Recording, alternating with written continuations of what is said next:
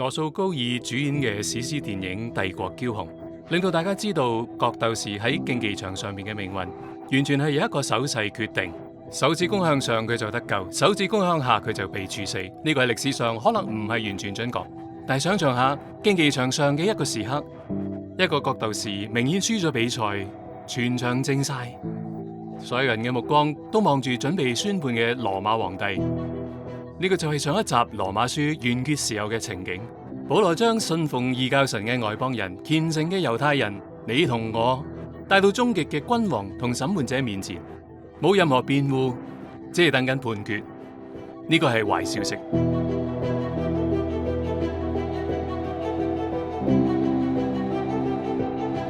不過我哋已經準備好聽好消息，係咪？就喺我哋以為所有希望都冇晒嗰陣，羅馬書提到一個好唔起眼嘅詞語，將成個故事帶去另一個方向。但如今羅馬書3章21節，但如今當我哋以為判決係手指公向下嗰陣，上帝竟然親自走入競技場，承擔咗我哋嘅判刑，等我哋知道佢豎起咗手指公，救咗我哋嘅生命。耶穌基督嘅生命、死亡同復活，為我哋提供咗最終嘅保證。我哋只需要相信佢，就可以喺上帝面前稱義，同上帝和好。而家我哋可以安心咁生活，因為知道上帝豎起咗手指公，救咗我哋成個生命。佢愛我哋，佢唔定我哋嘅罪。呢個就係福音。歡迎收睇第3集。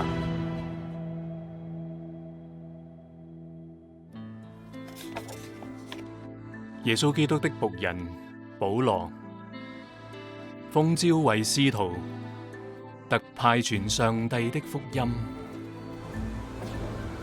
我對你們舉薦我們的姊妹腓比，請你們為主接待她。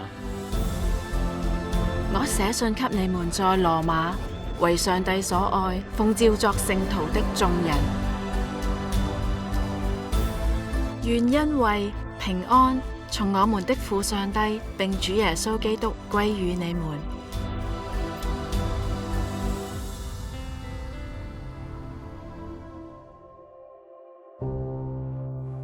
但如今，上帝的義在律法以外已經顯明出來，有律法和先知為證，就是上帝的義，因信耶穌基督加給一切相信的人，並沒有分別，因為世人都犯了罪，虧缺了上帝的榮耀，如今卻蒙上帝的恩典，因基督耶穌的救贖，就白白地稱義。上帝設立耶穌作挽回祭，是憑着耶穌的血，藉着人的信，要顯明上帝的義，因為他用忍耐的心寬容人先時所犯的罪，好在今時顯明他的義，使人知道他自己為義，也稱信耶穌的人為義。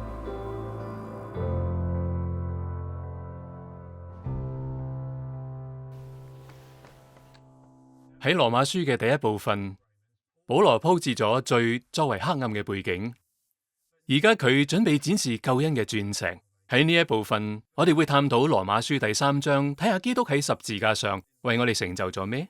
呢個係成卷書信入邊最難明，但亦都最有價值嘅一部分。然後我哋會喺羅馬書第4章學習亞伯拉罕嘅榜樣，佢唔單止展示咗我哋點樣可以因信稱義，仲展示咗我哋喺今日點樣活出信心嘅探險之旅。不過喺深入探討之前，等我哋先回顧一下羅馬書嘅路線圖同埋呢一集嘅位置。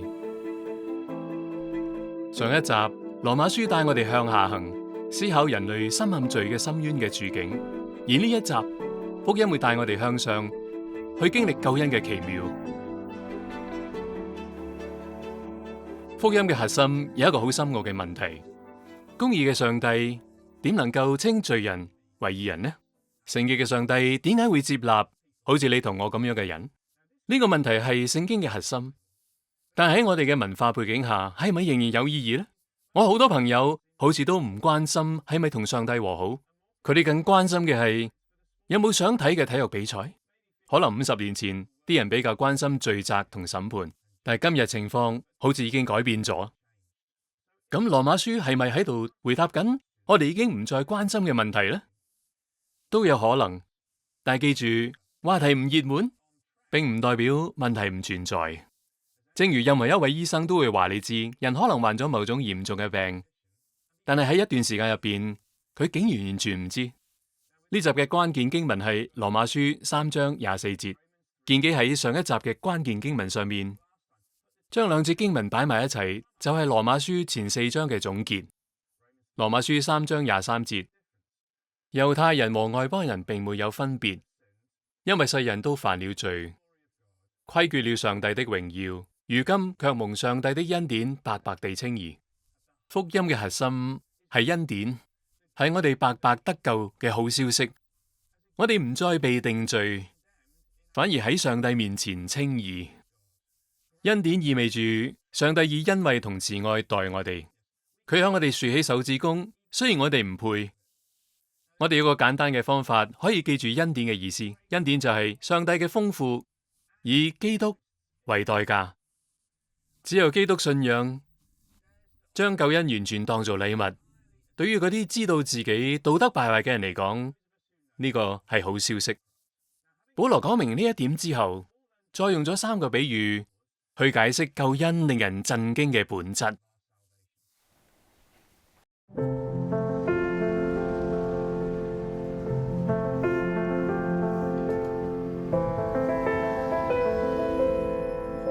喺古代世界，奴隸嘅頸上邊會掛住一個標示價錢嘅牌，呢個價錢就係所謂嘅贖金。贖回一詞指嘅就係俾贖金，等個奴隸可以獲得自由。要知道喺第1世紀，羅馬大約有1/3嘅人口係奴隸，其中好多係羅馬軍隊從異邦帶翻嚟嘅俘虜，佢哋被賣俾小商人同大商販去做苦工。呢度據講係一個奴隸市場嘅遺址。喺呢一度，男人、婦女同兒童嘅頸上面都掛住標示身價嘅牌，買家可以買佢哋翻屋企。呢個係好可怕嘅交易。試諗下，當菲比喺羅馬一間家庭教會入邊讀出羅馬書第3章嘅時候，在場嘅奴隸聽到救贖呢一個詞，會係咩感受？係自由嘅宣告，係人類所需要嘅解放同盼望。保羅話：係啊，呢個就係福音，係救贖。基督為我哋俾咗贖價，等我哋可以得以自由。我哋可能表面上冇被綁住，但係喺內心深處，佢會覺得自己被困喺罪入邊。唔理我哋嘅社會地位或者人工幾多，我哋都需要經歷呢一種救贖。基督嘅死為我哋俾咗贖價，等我哋可以得自由。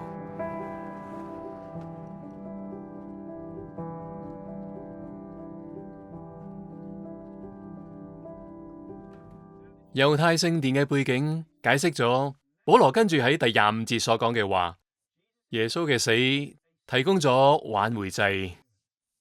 喺所羅門聖殿嘅最入面，係耶路撒冷最神聖嘅地方，稱為至聖所。呢度被認為係上帝嘅寶座室。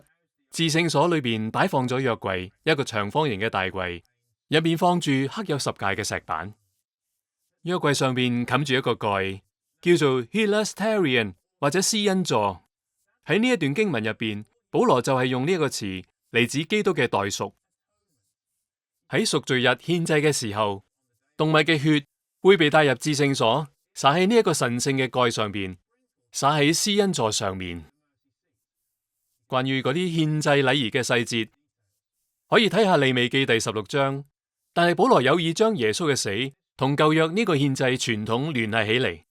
喺贖罪日，血灑喺施恩座上邊，象徵住上帝提供贖罪、提供潔淨。以色列人嘅罪唔再算喺佢哋頭上，佢哋可以再次成為上帝揀選嘅子民。同樣地，如今當我哋相信耶穌，佢嘅寶血就係潔淨祭，洗去我哋所有嘅罪污，使我哋同上帝和好。呢啲關於施恩座嘅背景資訊，聽落可能幾複雜，但係唔好因為咁就停步。好消息係，你唔需要明白因信稱義，先至能夠因信稱義。你只需要相信耶穌基督，就可以白白地稱義，得到赦免。因為咁樣，稱義可以向後追溯到舊約，亦都可以向前延伸到我哋。亞伯拉罕生活喺基督降生前幾千年，但佢都係單因為相信上帝嘅應許而得以稱義。因此，我哋嘅信仰唔係依靠一啲複雜嘅理論，而係依靠耶穌基督。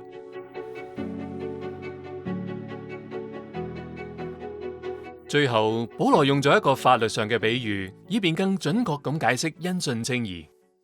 佢喺第25節指出，上帝喺成個舊約時代冇懲罰罪惡，不過上帝係公義而且聖潔嘅，所以呢個係一個需要解決嘅問題。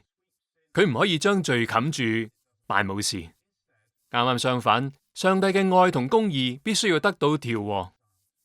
呢一切喺公元30年左右，喺耶路撒冷城牆外去到一個重要時刻。由於耶穌為世人嘅罪被釘死喺十字架上，上帝公義嘅標準得以滿足，公義嘅審判者親自承擔咗我哋罪嘅刑罰。一個偉大嘅交換因此成為可能。耶穌承擔咗我哋應受嘅審判，使我哋能夠白白地稱義。或者最簡單嘅定義就好似我從來都未犯過罪咁樣。呢個就係最終嘅結果。只要我哋相信耶穌，正義就得以滿足，我哋就被宣告為義。罪唔再使我哋同上帝隔絕，我哋可以同佢建立關係。呢個就係稱義。佢使到猶太人同外邦人、黑人同白人、有錢人同窮人都因而合一，膚色同地位都唔再重要。我哋本質上都係罪人，卻都能藉着恩典而稱義。當腓比向羅馬城嘅各家庭教會宣讀呢一封信嘅時候，想象下佢哋嘅感受。一位公義而且聖潔嘅上帝注視住你同我所做嘅一切，但係喺基督裏邊，佢向我哋豎起咗權能嘅手指公。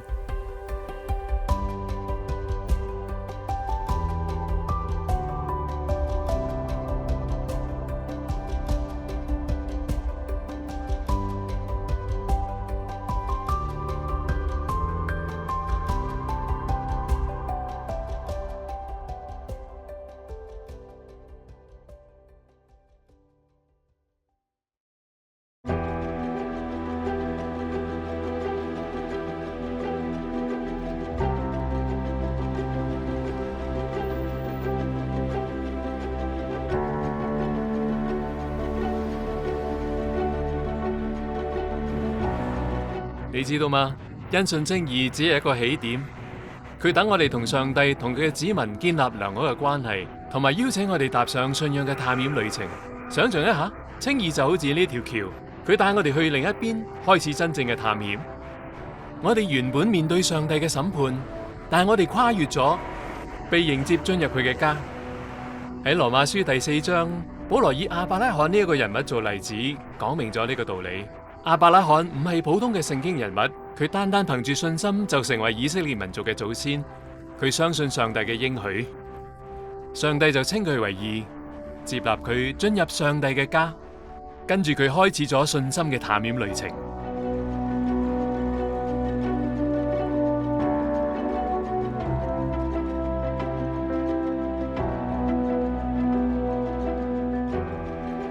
喺另一邊，有一片全新嘅風景等住我哋去探索。亞伯拉罕同撒拉因信稱義，然後開始咗信心嘅生活。佢哋唔完美，但係上帝係信實嘅。而家輪到我哋啦，我哋既然同上帝恢復咗關係，同佢和好，就可以憑住信心行出去。我哋可以放膽去試，我哋可以跟隨亞伯拉罕嘅腳步，佢係信心之父。基督徒嘅生命係一場憑信心超越困境嘅探險。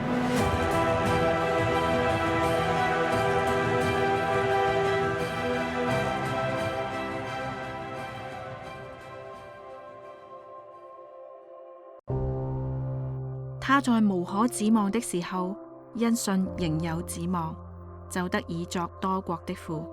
正如先前所說，你的後裔將要如此。他將近100歲的時候，雖然想到自己的身體如同已死，撒拉的生育已經斷絕，他的信心還是不軟弱，並且仰望上帝的應許，總沒有因不信心裏起疑惑，反倒因信心裏得堅固，將榮耀歸給上帝，且滿心相信上帝所應許的必能做成，所以這就算為他的義。算為他義的這句話，不是單為他寫的，也是為我們將來得算為義之人寫的。就是我們這信上帝使我們的主耶穌從死裏復活的人。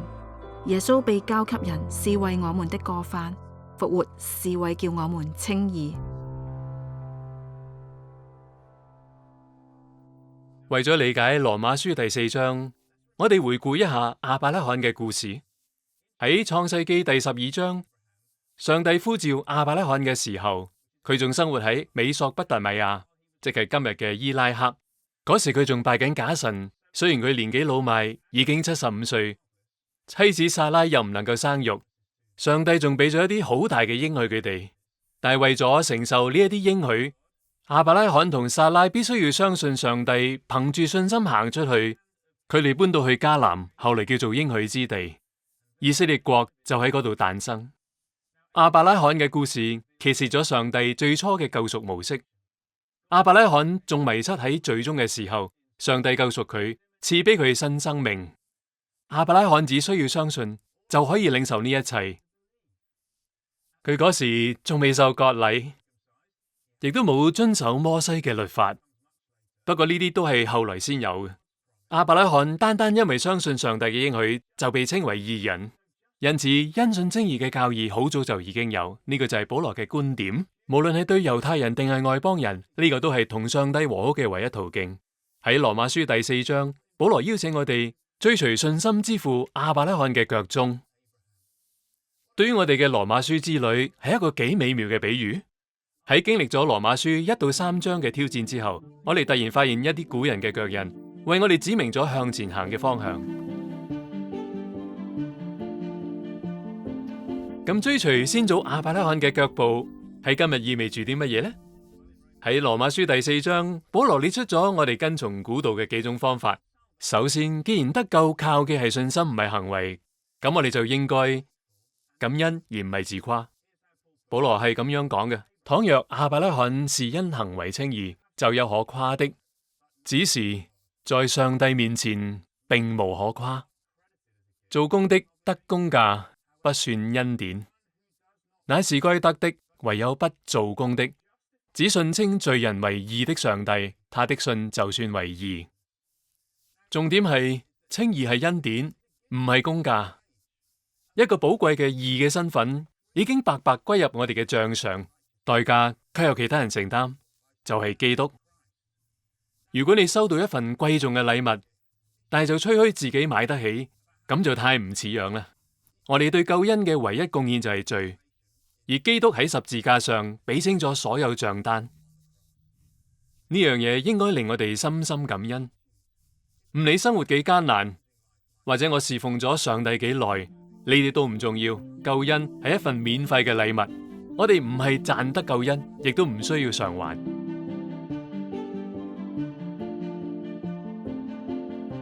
幾年前我同太太去法國度假，覺得一個好靚嘅滑雪度假村，由我太太一位親戚擁有，仲附設一間高級餐廳。